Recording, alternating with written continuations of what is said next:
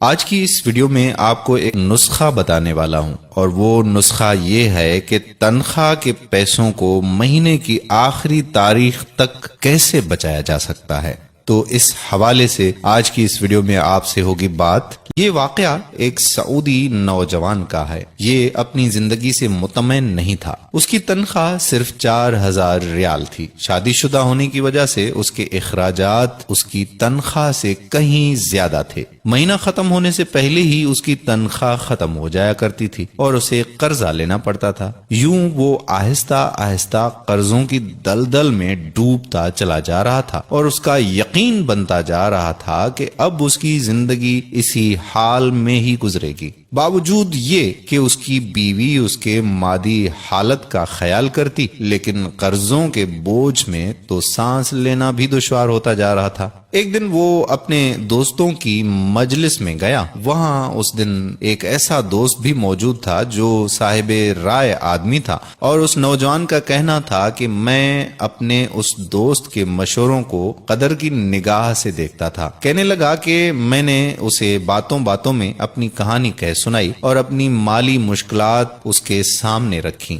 اس نے میری بات سنی اور کہا کہ میری رائے یہ ہے کہ تم اپنی تنخواہ میں سے کچھ حصہ صدقہ کے لیے مختص کر لو۔ اس سعودی نوجوان نے حیرت سے کہا کہ جناب، مجھے تو گھر کے خرچے پورے کرنے کے لیے قرضے لینے پڑتے ہیں اور آپ صدقہ نکالنے کا کہہ رہے ہیں۔ خیر، میں نے گھر آ کر اپنی بیوی کو ساری بات بتائی تو بیوی کہنے لگی کہ تجربہ کرنے میں بھلا کیا حرج ہے، ہو سکتا ہے کہ اللہ تعالیٰ تم پر رزق کے دروازے کھول دے۔ کہتا ہے کہ میں نے ماہانہ 4000 ریال میں سے 30 ریال صدقے کے لیے مختص کرنے کا ارادہ کیا اور مہینے کے آخر میں اسے ادا کرنا شروع کر دیا۔ سبحان اللہ، قسم کھا کر کہتا ہوں کہ میری تو حالت ہی بدل گئی۔ کہاں میں ہر وقت مالی ٹینشنوں میں اور سوچوں میں رہتا تھا، اور کہاں اب میری زندگی گویا پھول ہو گئی ہو جیسے، ہلکی پھلکی آسان۔ قرضوں کے باوجود میں خود کو آزاد محسوس کرتا تھا۔ ایک ایسا ذہنی سکون تھا کہ میں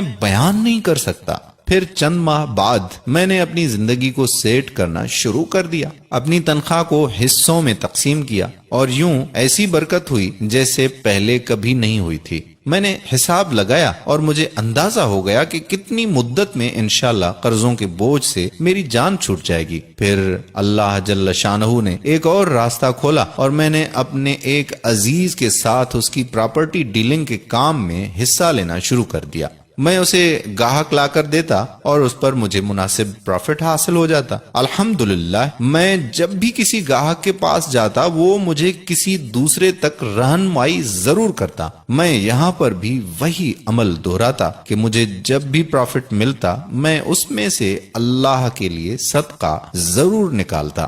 وہ کہتا ہے کہ اللہ کی قسم، صدقہ کیا ہے کوئی نہیں جانتا سوائے اس کے کہ جس نے اسے آزمایا ہو۔ صدقہ کرو اور صبر سے چلو، اللہ کے فضل و کرم سے خیر و برکتیں اپنی آنکھوں سے دیکھو گے۔ تو میرے پیارے بھائیوں اور محترم بہنوں، صدقے کی بہت زیادہ اہمیت ہے۔ جتنا ہو سکے زیادہ سے زیادہ صدقہ کریں۔ ایک صدقہ تو آپ ابھی اس وقت نکال سکتے ہیں، اور وہ صدقہ یہ ہے کہ آپ اس ویڈیو کو زیادہ سے زیادہ شیئر کریں تاکہ لوگوں کو صدقہ کرنے کی توفیق ہو، اور جو بھی صدقہ کرے گا اس کا ثواب آپ کو بھی ملے گا اور ہمیں بھی ملے گا۔ جب آپ کسی مسلمان کو تنخواہ میں سے صدقے کے لیے رقم مختص کرنے کا کہیں گے اور وہ اس پر عمل کرے گا تو آپ کو بھی اتنا ہی اجر ملے گا جتنا صدقہ کرنے والے کو ملے گا، اور صدقہ دینے والے کے اجر میں کوئی بھی کمی واقع نہیں ہوگی۔ سوچئے، آپ اس دنیا سے چلے جائیں گے اور آپ کے سبب آپ کے پیچھے کوئی صدقہ کر رہا ہوگا۔